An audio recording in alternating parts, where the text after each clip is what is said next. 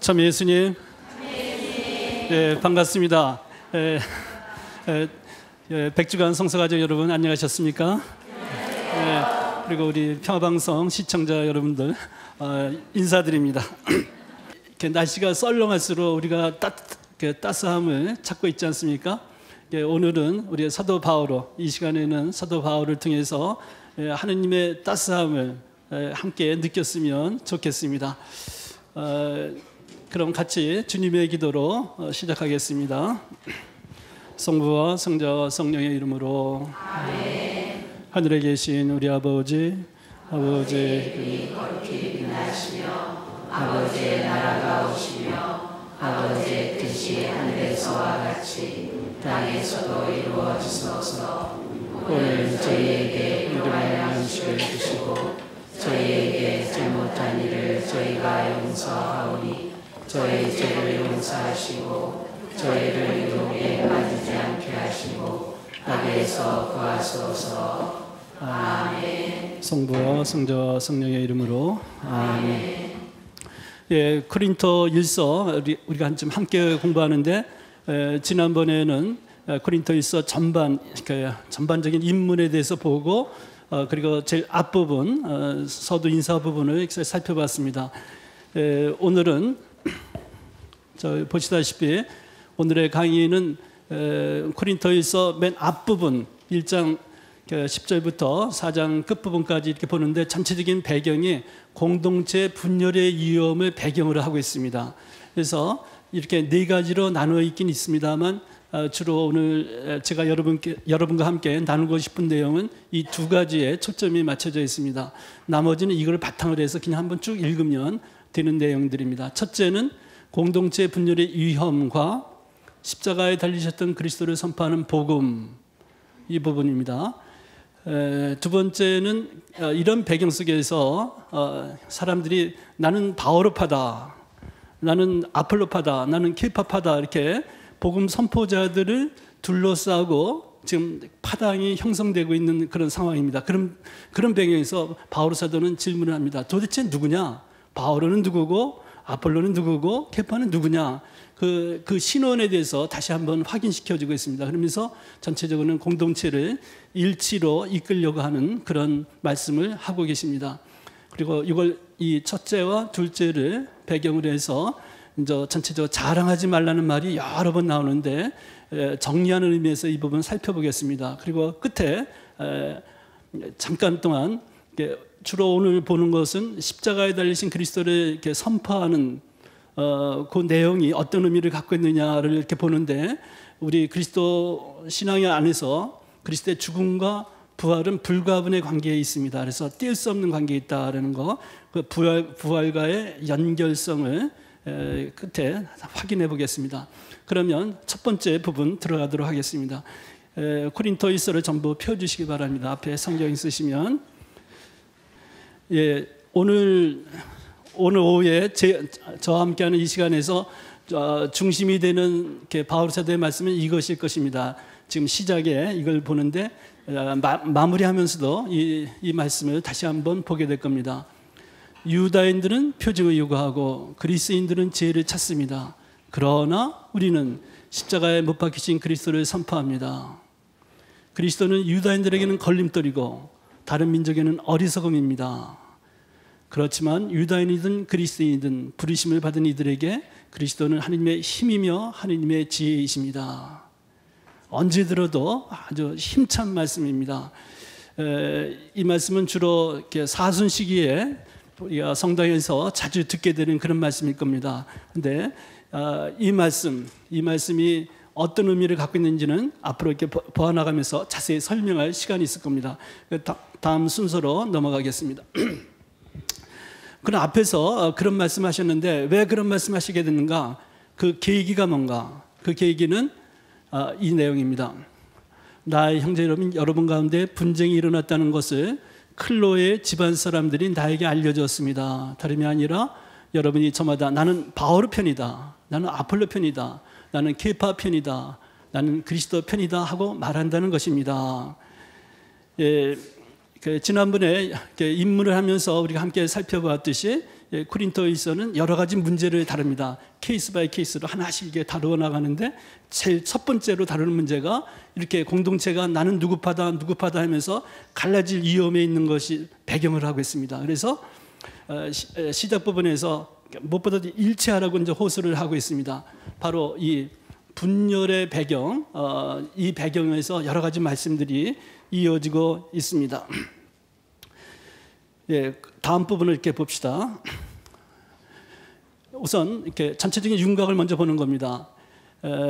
나는 누구파다 이렇게 갈라졌다는 갈라질 그 큰 위험 속에 코린토 공동체가 있다는 소식을 듣고 거기에 대해서 바오로 사도께서 보이시는 반응은 강력합니다. 아주 강하게 반응하십니다.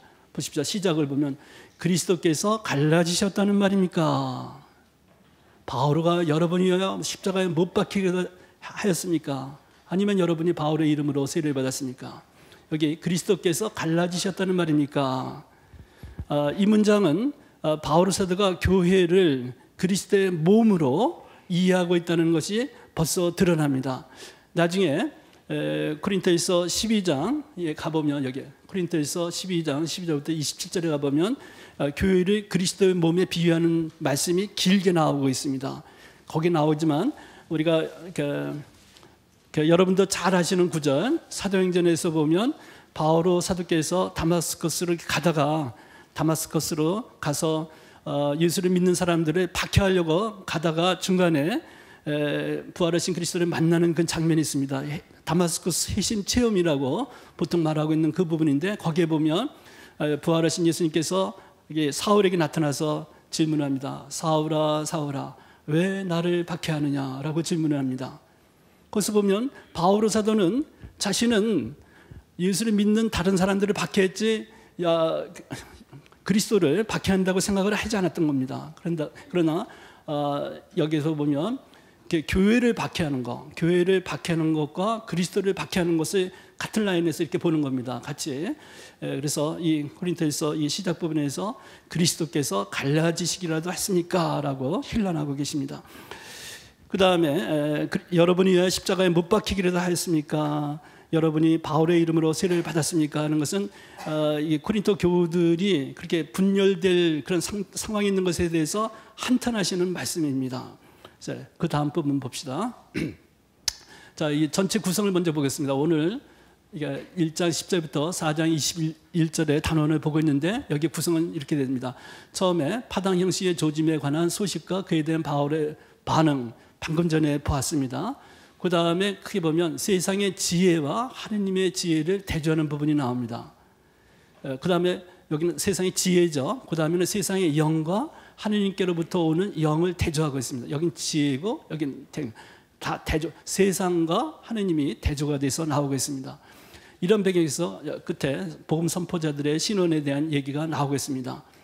그런데 전체적으로 보면 이 단원을 전체적으로 보면 바오로 사도가 이렇게 왜 바오로 사도께서 그토록 사랑하시는 코린토의 그리스도 신자들 사이에서 이런 분열이 일어나고 있는가? 그 원인은 뭔가?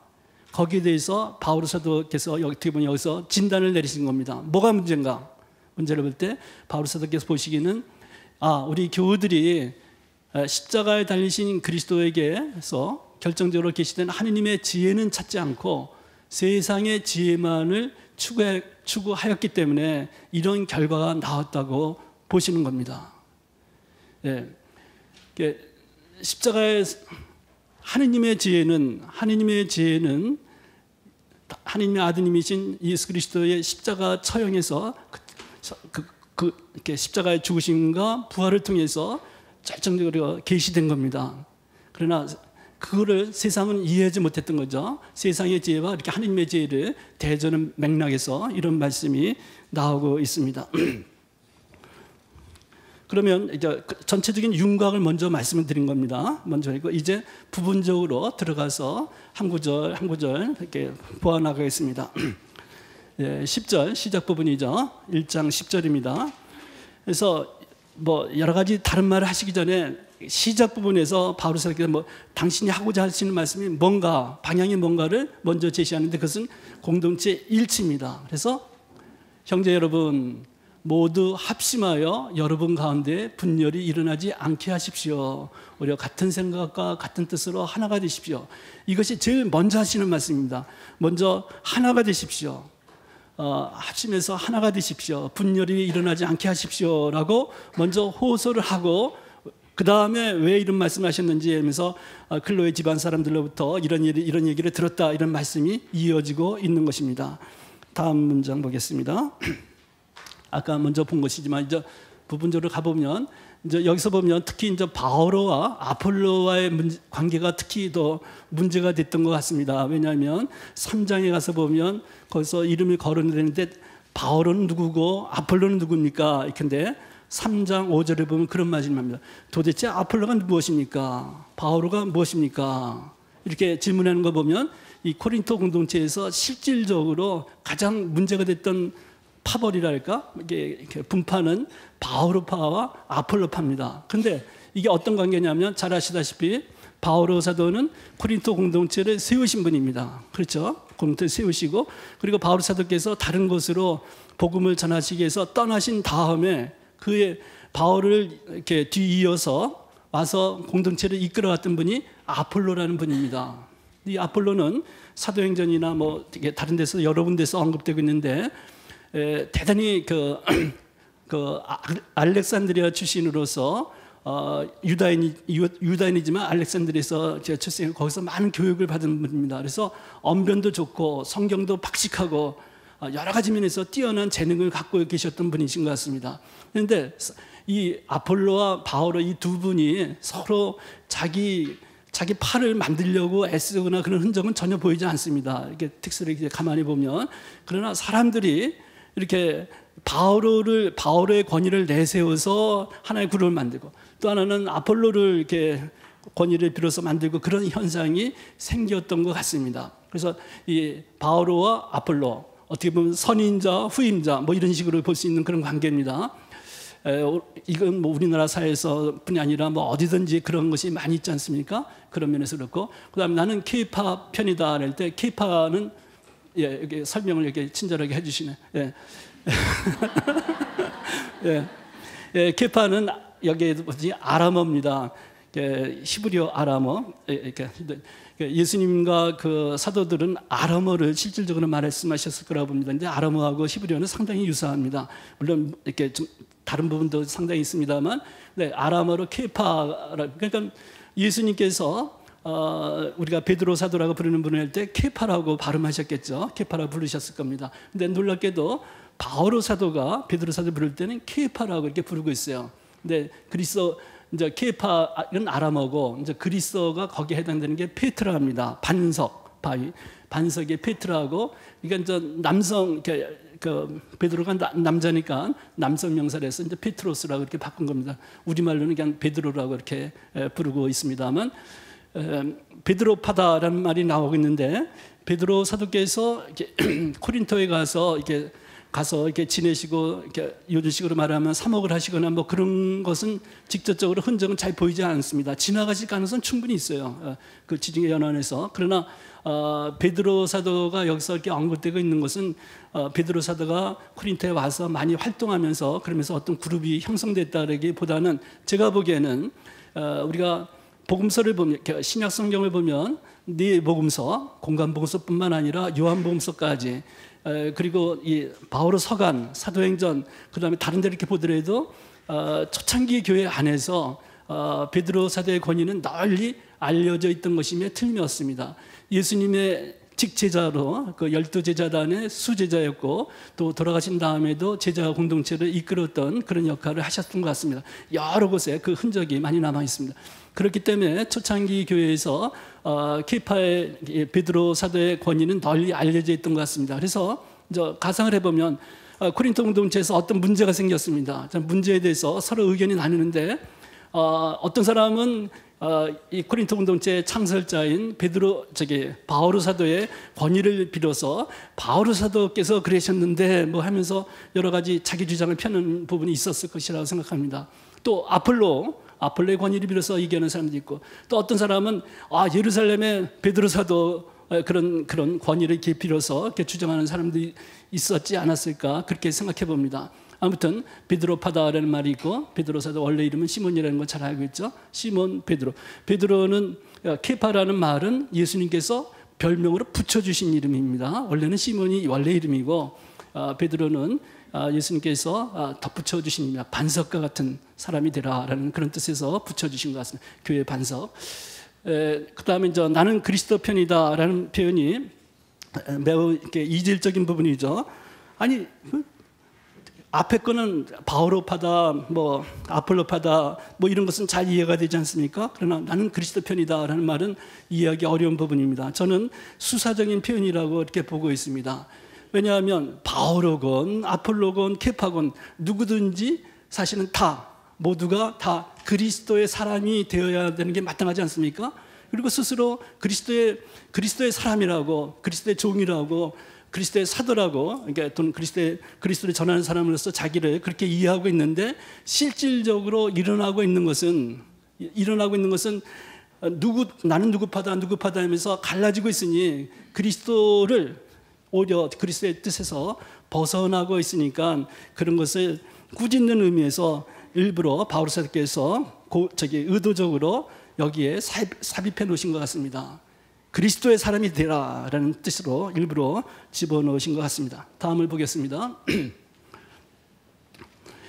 바울은 그리스도의 공동체가 잘못된 방향으로 살아갈 때 그들의 삶을 바로잡아 주시기 위해서 그리스도의 십자가를 상기시키곤 한다. 자, 이런 면에서 여러 군데서 나오는데 여기서 다른 전체적인 배경을 먼저 봐야 될 게 있습니다. 아까도 말씀드렸듯이 여기 현재 문제가 있습니다. 공동체가 가만히 놔두면 그냥 이렇게 방치해 놓았다가는 공동체가 쪼개지는 겁니다. 코린토 공동체가 깨지는 상황이 벌어지는데 원인 분석을 할 때 십자가에 달리신 그리스도를 교우들이 잊고 있기 때문에 이런 지경이 됐다라는 식으로 바울 사도가 판단을 하고 있습니다. 그러면서 십자가를 교우들에게 다시 상기시키는 겁니다. 그래서 이것도 이제 같이 연결되는 것인데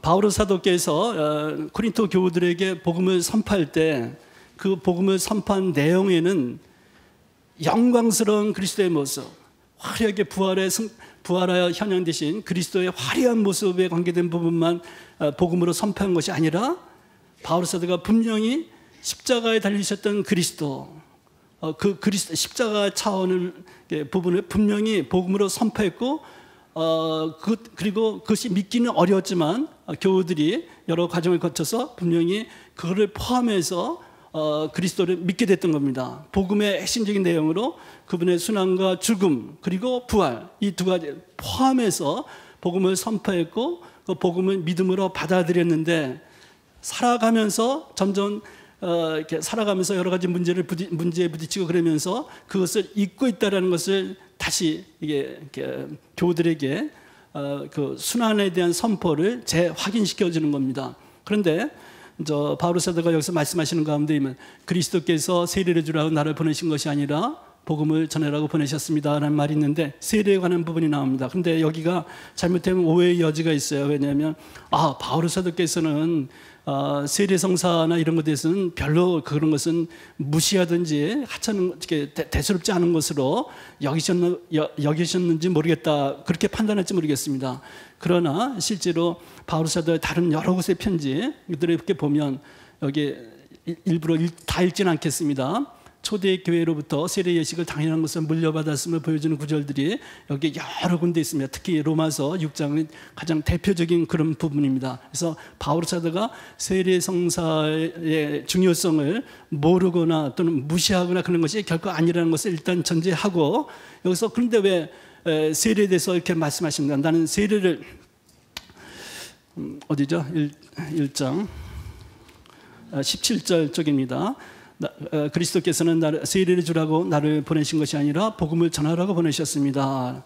그리고 그 앞에서 나는 오히려 세례 준 사람이 몇 명 없다는 것에 대해서 오히려 다행스럽다는 식으로 말씀하시는 부분이 있습니다. 14절 이하의 부분이 그렇습니다.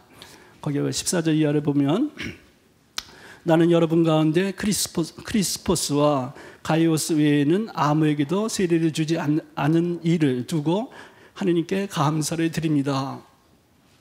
굉장히 오해를 받을 수 있는 그런 말씀입니다.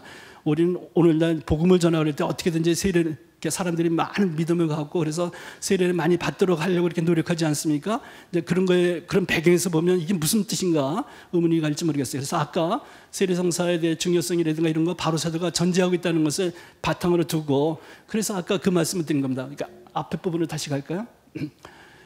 예, 세례를 베푼 사람이 누구냐에 따라서, 예컨대 나는 바울에게, 창설자인 바울에게 세례를 받았다. 나는 그 훌륭하고 아주 지혜로운 아폴로에게 받았다. 또는 어떤 사람은 나는 그 위대한 케파에게서 받았다. 뭐 그런 식으로 세례를 베푼 사람이 누구냐에 따라서 고린토 교우들이 갈라져 있었다면, 그들에게는 그들의 신앙의 바탕이 되어야 할 그리스도보다도 인간이 더 중요하게 된 셈이라고 본 것입니다. 그렇지 않습니까? 예, 이게 깊이가 있는 겁니다. 여기 단순하게 바울 사도가 그냥 베드로, 케파나 아폴로와 무슨 경쟁심에서 사람들이 더 인기를 얻기 위해서 이런 식의 말씀하신 건 결코 아니라는 거. 그런 배경에서 바울 사도의 말씀의 깊이가 하느님과 주님과 우리, 하느님의 지혜와 세상의 지혜, 하느님의 영과 세상의 영, 이런 식으로 대비하는 큰 틀 속에서 말씀을 하시고 있다는 것을 우리가 잊지 말아야 됩니다. 다음 부분 보겠습니다. 이건 지난 거고, 그 다음에 여기 아까 말씀드렸듯이 첫 번에는 전체적인 틀을 먼저 말씀드렸고 구성을 말씀드렸고, 이제 세부적인 단계로 하나하나 들어가는 겁니다. 세상의 지혜와 하느님의 지혜를 대조시키는 겁니다. 그래서 여기 아까 말씀드린 것입니다만, 바울은 자신이 고린토 교우들에게 선포한 복음의 핵심적 내용의 하나가 십자가에 달리신 그리스도였음을 상기시키면서, 그리스도의 십자가 사건이야말로 하나님께서 세상의 지혜가 얼마나 헛된 것인지를 결정적으로 드러내준 사건이며 하나님의 지혜의 방식을 보여준 것이라고 말하고 있습니다. 예, 다음 장면. 그래서 아까 시작 때 나왔던, 우리가 강의 시작하면서 나왔던 구절이 이런 배경에서 나오는 겁니다. 자, 보십시오. 다시 이렇게 보는 겁니다만, 여기서는 유다인들은 표징을 요구하고, 일반 세상적인 지혜에서 추구하는 게 어떤 건가, 반면에 그리스도의 십자가가 어떤 것인가, 그러면서 이렇게 보고 있는 겁니다. 여기서 표징이라고 하는 그 부분은 우리가 요한복음서에 가보면 요한복음서에서 기적을 거기서 표징이라고 분명히 일컫고 있습니다. 그래서 첫 번째 기적인 카나의 혼인잔치 이야기에 보면 거기서 첫 번째 표징을 행하셨다는 그 부분이 나오고 있습니다. 어떤 그런 기적 같은 거를 생각하시면 됩니다. 복음서에서 보면, 복음서에서 유다인들이 예수님께 표징을 보이라, 당신이 메시아이거든 표징을 보이라, 뭐 그런 식의 요구들이 이렇게 나오는 것들이 여기서 있습니다. 그리고 그리스인들은 지혜를 찾습니다. 그리스 말로 지혜를 철학을 필로소피아라고 합니다. 지혜를 좋아한다, 지혜를 사랑한다, 그런 의미를 갖고 있는 그런 말이 거기도 들어가 있습니다만, 그리스는 특히 이제 헬레니즘 문화 뭐 이런 거 배경으로 하고, 또 고대로 올라가서 찬란하게 문화가 꽃피었습니다. 기원전 4세기, 5세기 때 이미 찬란하게 문화적으로 꽃피었던 겁니다. 그것을 바탕으로 해서 이제 알렉산더 대제 이후에 넓은 문화권에서 여러 문화권, 뭐 남쪽으로는 이집트 문화권, 북쪽으로는 메소포타미아의 뭐 바빌로니아, 아시리아 이쪽 배경, 그다음에 유다 문화권 물론 포함해서, 그다음에 페르시아, 그런 넓은 지역에 이르기까지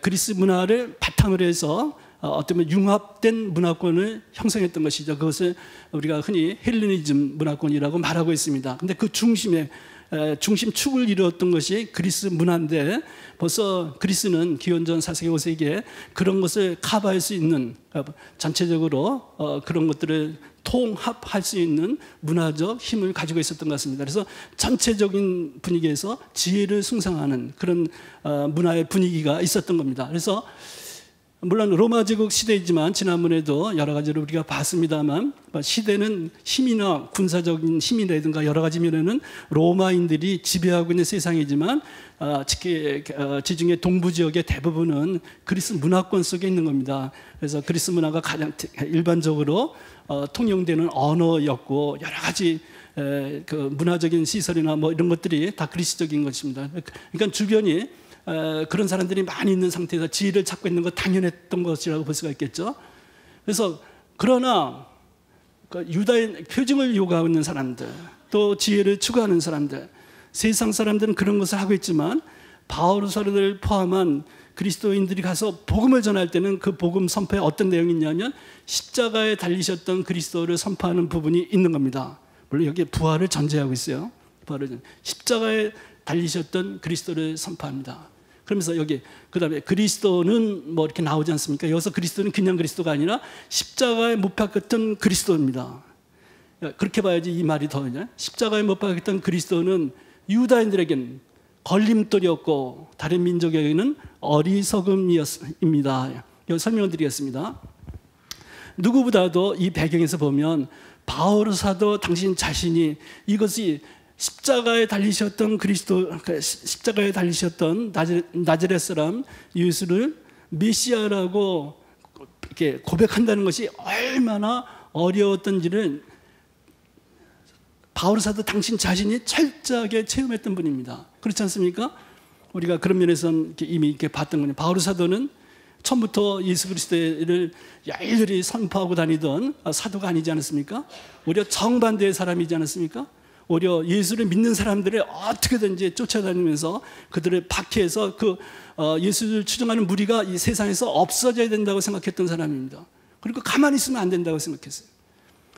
하느님 야훼, 하느님을 위해서 하느님께 대한 열정 때문에라도 또 토라의 그 거룩한 토라를 위해서라도 저 사람들을 그냥 놔두는 것은 안 된다고 생각했던 겁니다. 그리고 일반적으로 메시아를 기대하던 일반적인 메시아 기대는 어떤 메시아입니까? 일반 사람들이 대중적으로 기다리던 메시아는 강력한 힘을 가진 메시아입니다. 그래서 정치적, 군사적 리더십을 발휘해서 이민족의 지배하에 있는 그 이스라엘을 단합시키고 그 단합된 힘으로 이민족들을 내쫓고 평화와 번영을 가져올 수 있는 번영과 평화를 가진 그 강력한 힘을 가진 메시아를 기대했습니다. 그래서 과거 역사에서 다윗 임금이 하셨던 것처럼 그런 위대한 분이 구원자가 오실 것을 일반적으로 기대했던 겁니다. 그런데 그렇게 기다리고 있던 사람들, 그리고 고통 중에 기다렸던 거 아닙니까?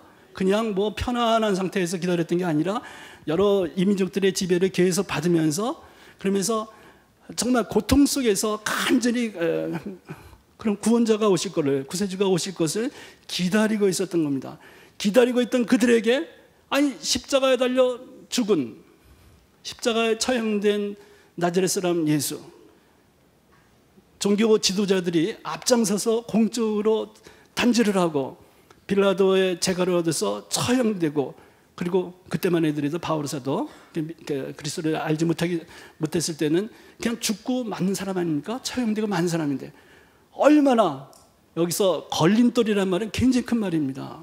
그러한 기대 속에 있던 사람들에게 십자가에 달리셨던 그 나자렛 사람 예수를 그렇게 기다렸던 메시아라고 선포한다는 것은 분노가 나는 거죠. 거룩한 종교적인 의미에서 분노가 나는 겁니다. 그리고 바울 사도는 그렇게 예수를 십자가에 처형됐던 나자렛 사람 예수를 메시아라고 고백하며 이렇게 다니는 그런 것을, 그 사람들을 박해하는 일을 하느님의 일을 한다고 아주 당당하게 생각했던 겁니다. 하느님의 일을 하고 있다고 아주 당당하게 생각했던 것이죠.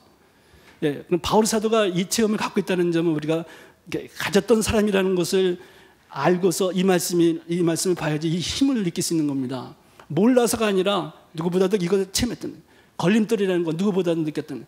그리고 여기 다른 민족이라 할 때는 이제 그리스인들을 포함한 이방인들입니다. 다른 지혜를 숭상하는 그런 사람들에게 볼 때는 얼마나 어리석은 것인가. 십자가에 달려 처형되고만 한 중죄인의 그분을 저기는 메시아라고 선포한다는 것은 정말 어리석기 이를 데 없는 그런 것이겠죠. 그리고 여기는 적혀 있지 않습니다만 전 로마인들도 생각해 봅니다. 로마인들은 힘으로 세상을 이렇게 제패했습니다. 힘을 갖고 세상을 다스리고 있고 힘이면 된다라는 것은 누구보다 알고 있는 것이죠. 그런 사람들에게 볼 때 십자가에 처형됐던 나자렛 사람 예수, 그리고 죽어 정말 아무런 힘도 없이 십자가에 달려 죽고만 그 사람은 얼마나 무능한, 정말 힘이 없는, 정말 아무런 힘도 없는 것이 극치 아니겠습니까? 그런데 그런 저기를 믿는다는 것은 정말 전체적으로 볼 때 어리석음입니다. 세상의 지혜의 관점에서 보면 이런 십자가에 달리셨던 그리스도를 믿는다는 것은 어리석음의 극치입니다. 어리석음의 극치입니다. 근데 그렇지만 보십시오. 그렇지만 이제 바울 사도가 다시 복음을 선포하던 거 이런 것들을 다시 상기시키면, 그렇지만 바울 사도처럼 바울은 하느님의 부르심을 받은 이들에게 그리스도는 하느님의 힘이며 하느님의 짐, 여기에 표현해 보십시오. 무능함의 최고 표현이라고 볼 수 있는 그 십자가, 그걸 오히려 하느님의 힘이라고 표현하고 어리석음의 극치라고 하는데 오히려 하느님의 힘이라고 강력히 말씀하시는 겁니다. 그래서 다시 한번 이렇게 상기시키시는 겁니다. 예. 그래서 여기서 앞에서 얘기했던 것 좀 반복되는 면이 있습니다만, 여기 표징을 요구한다는 거, 여기서 기적을 행하면서 당신이 약속된 메시아라는 걸 증명하라고 요구했으나, 하느님께서는 보십시오. 그런 기대를 갖고 있는 그 군중들에게, 이스라엘 백성에게 하느님께서 보여주신 답은 그런 힘, 그런 지혜가 아니었습니다. 하느님께서 보여주신 그거는 오히려 십자가 약함과 어리석음을 보여주신 겁니다. 이런 면에서 크게 부딪히는 부분이 있어요. 그래서 이게 오늘 오후에 우리가 함께 보는 이 메시지는 우리 그리스도교 신앙에서 굉장히 아주 핵심에 들어가는 부분입니다. 그런데 사실은 따지고 보면 굉장히 어려운 부분입니다. 사실 이 부분은 계속 우리가 어쩌면 매일같이, 그리고 자신이 특히 어려운 처지에 있고 고통받는 처지에 있을 때는 이런 메시지가 오히려 얼마나 받아들이기 어렵습니까? 우리는 강력한 힘을 갖고 있고 어마어마한 지혜를 보여주고 영광스러운 부분을 믿고 싶고 잡고 싶지, 이렇게 약한 모습을 잡고 싶지 않지 않습니까? 그런 의미에서 오늘 우리가 함께 보는 이 고린토서의 말씀이 큰 메시지를 갖고 있는 것입니다. 다음 부분 보겠습니다. 이거 조금 전에 제가 설명드렸던 그 부분입니다. 넘어가겠습니다. 그러면서 이제 그 다음 부분에 이제 바울 사도가 말씀을 계속 이어가는데, 이제 앞에서 말씀하신 거, 십자가를 통해서 하나님께서 당신의 지혜를 드러내셨습니다. 세상 사람이 보기에는 어리석음이 있지만 하나님께서 보여주신 지혜는 그런 방식입니다. 약함을 통해서 드러나는 지혜. 어디 역사적인 그런 부분이 있죠. 약함을 통해서 드러나는 건데, 그러면서 코린토 교우들에게 코린토 공동체 그 신자들에게는 여러분이 처음에 이제 예수님을 알고 신앙을 갖게 됐을 때 처지가 어땠느냐를 이렇게 보는 겁니다. 그러면서 이런 말씀을 하고 있습니다. 여러분이 부르심을 생각해 보십시오.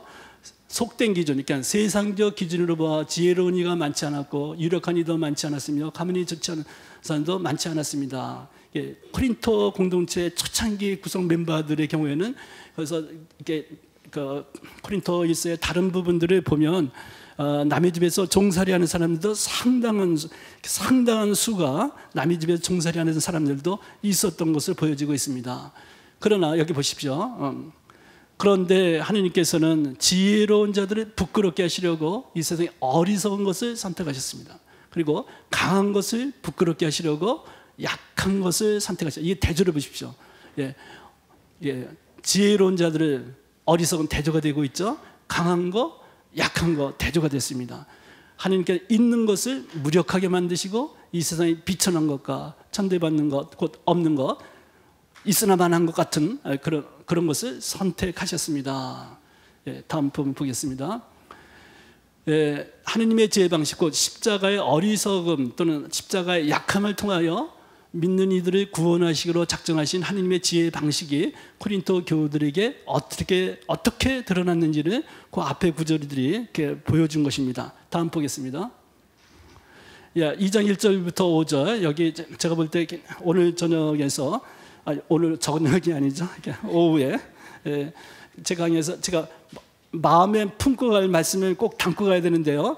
강의만 듣고 가면 무슨 소용이 있습니까? 이게 우리의 마음에 담아가서 영적 양식으로 삼을 말씀이 있어야 되겠죠. 그런데 그러면서 굉장히 중요한 말씀이에요. 여러분의 믿음이 인간의 지혜가 아니라 하느님의 힘에 바탕을 두게 하려는 것이었습니다. 이거 제가 강조하고 싶은 부분이고요. 앞에부터 보겠습니다. 여기 뭐냐면 바로 앞에 단락에서는 코린토 교우들이 신앙을 갖게 됐던 처지와 관련돼서 그런 코린토 교우들이 신앙을 갖게 되는 그런 과정에서 십자가를 통해 드러났던 하나님의 지혜 방식, 약함을 통해서 드러나는 방식, 이런 것들이 어떻게 드러났는가를 상기시킨 겁니다. 여기 2장 1절부터 5절은 이제 당신 자신이 바오로 사도께서 복음을 전하는 그런 선교의 과정 속에서 그 하나님 지혜 방식, 어리석음과 세상의 지혜에서 보면 어리석음, 세상의 지혜에서 보면 약함, 그런 어리석음과 약함을 통해서 어떻게 드러났는지를 여기서 말해주고 있는 부분입니다. 그러면서 처음으로 이게 형제 여러분, 나도 여러분에게 갔을 때, 이 말은 무슨 말이냐면 처음으로 코린토에 가셨어요. 51년경에 바오로 사도 처음에 코린토가 갈 때 그 상황 우리가 지난번에 함께 본 적이 있습니다. 갔을 때 복음을 선포했을 때 뛰어난 말이나 지혜로 하나님의 신분을 선포하려고 하지 않았습니다. 여기 있으면서 예수 그리스도 곧 십자가에 못 박히신 분 외에는 아무것도 생각하지 않기로 결심하였습니다. 네, 이 부분입니다. 이 부분. 여러분에게 갔을 때 나는 약했으며 두렵고 떨렸습니다. 나의 말과 나의 복음서는 지혜롭고 설득력 있는 언변으로 이루어진 것이 아니었습니다. 이 밑에 나중에 설명드리겠습니다. 자, 우리가 역사적으로 이렇게 보면 사도행전의 도움을 받고 바오로서 간 테살로니가에서라든가 이런 데서 보면 바오로 사도가 코린토에 갈 때는 보세요. 2차 선교 여행에서 필리핀에 처음 가셔갖고 필리핀에서도 복음을 전하면서 한참 정말 거기서 이렇게 공동체를 이루고 한참 살려고 할 때 난동이 일어나면서 떠날 수밖에 없었어요. 그 다음에 가셨던 것은 테살로니카였습니다. 테살로니카에서도 쫓겨나다시피 하면서 또 왔습니다. 그래서 내려오셔가지고 아테네에 들려서 거기서 이렇게 복음을 전하시다가 코린토로 오시지 않았습니까? 그 긴 과정에서 누가 먼저 기다리는 사람도 없고 미리 준비된 것도 있는 거 아니고 엄청난 또 펀드가 마련되었고 그 지원을 받으면서 했던 건 아니고 그런 면에서 바오로 사도의 말씀은 여기 이거 완전히 이런 말씀이 빈말이 결코 아니었다고 저는 생각합니다. 정말 약했고 두렵고 떨리는 그런 모습이었습니다. 초췌한 모습이 많이 있었을 것이라고 생각합니다. 그리고 이게 바오로 사도가 지혜롭고 설득력, 언변, 이런 것은 언변이 좋은 아폴로와 관계된 그런 부분이 있습니다. 또 지혜라든가 이런 걸 숭상하는 그런 문화 분위기 이런 것도 관련되는 것인데 바오로 사도는 당신 스스로 이렇게 언변이 좋지 않다고 이렇게 말씀하셨습니다. 근데 이게 그냥 수사적인 표현인지 겸손의 표현을 하신 말씀인지 실제로 언변이 없었는지는 잘 모르겠습니다. 제가 볼 때는 이제 글은 분명히 바오로 사도의 글은 엄청난 힘을 갖고 있어요. 우리가 지금 읽지 않았습니까? 바오로 사도의 글은 분명히 엄청난 힘을 갖고 있습니다. 그런데 많은 경우에 이제 글과 말이 다른 경우가 상당히 있어요. 글은 잘 쓰는데 말은 잘 못하는 사람들 앞에 쓰면 말을 잘 제대로 못하는 사람들 많이 있지 않습니까? 바오로 사도 혹시 그랬는지는 모르겠어요. 그러나 저는 겸손의 차원이 굉장히 컸을 것이라고 생각합니다. 바오로 사도가 이런 정말 역경 속에서 십자가에 달리셨던 그리스도를 선포하고 그것이 사람들의 마음에 다가도록 하기 위해서는 사실은 언변이 전혀 없다면 힘들었을 것이라고 생각합니다. 그 당시에 어떤 글로 다 이렇게 전파하고 그랬던 시대는 아니지 않습니까? 실제로 얼굴을 맞대고 하고 이런 적이니까 제가 볼 때는 강력한 그런 설득력이 있었던 것은 틀림없다고 생각합니다. 언변하고. 근데 사실은 뭐 따지고 보면 상대의 마음을 어떻게 바뀔 수 있느냐, 상대를 얼마나 설득시킬 수 있느냐 하는 것이 말을 잘하는 것이죠. 꼭 예쁜 말, 미사여구를 뭐 이렇게 구사해야지만 말을 잘하는 것은 아니라고 본다면 이게 설득력 있는 언변 이런 것들은 약간 겸손의 표현도 있다고 생각합니다. 여러분의 믿음이 인간의 지혜가 아니라 하느님의 힘에 바탕을 두겠습니다. 근데 제가 끝부분에 이 부분을 일부러 남겨놨습니다. 성령의 힘을 드러내는 것으로 이루어졌습니다. 왜냐하면 이 코린토에서 앞부분에서 십자가에 관한 선포를 강조하면서 자칫하면 너무 과장될 수가 있어요. 만약에 바오로 사도를 복음 선포나 이런 데서 계속 그 약함과 어리석음과 이런 것만 계속 끝까지 있었다면 믿지 않았을 겁니다. 믿지 않았습니다. 코린토 그 사람들, 왜냐면 그 사람들이 뭐 이미 이렇게 철저히 비판적으로 이렇게 봤던 것인데, 하여튼 외적으로 초췌하고 약하고 두렵고 떨렸지만, 하여튼 결과적으로는 이 코린토의 교우들, 처음에 신앙을 갖게 됐던 사람들이 바오로 사도를 매개로 해서 하느님 앞에 굴복한 겁니다. 그리스도 예수님을 받아들인 겁니다. 십자가에 달리신 것. 그렇게 변화되는 데는 뭐가 있었던 겁니다. 약한가? 바로 성령의 힘을 드러내는 것으로 이루어진, 성령의 힘이 드러나는 차원이 분명히 있었어요. 그리고 이 부분은 다른 여러 군데를 이렇게 본다 하면 여기에선 기적적인 체험이라든가 이런 것까지 포함된 겁니다. 단순히 이렇게 성령의 힘이 드러나는 차원, 그리고 바오로 사도 서간 여러 곳에서 이 성령의 힘과 관계된 차원이 여러 곳에 이렇게 나타나고 있습니다. 하여튼 그것이 성령의 힘을 드러내는 차원이 어떤 것인지 구체적으로 알기는 어렵지만, 바오로 저 사람이 하느님의 사람이구나, 저 사람을 통해서 하느님의 힘이 작용하고 있구나 라는 것을 사람들이 믿을 수밖에 없는 어떤 사건이 있었던 겁니다. 그런 것들이 있었던 겁니다. 그러니까 설복당하고, 그래서 자신들이 보기에는 정말 어리석음이고 약함이고 그러지만 그럼에도 불구하고 믿을 수 있는 뭐가 있었다는 겁니다. 그 부분이 있는 거죠. 오늘날도 마찬가지입니다.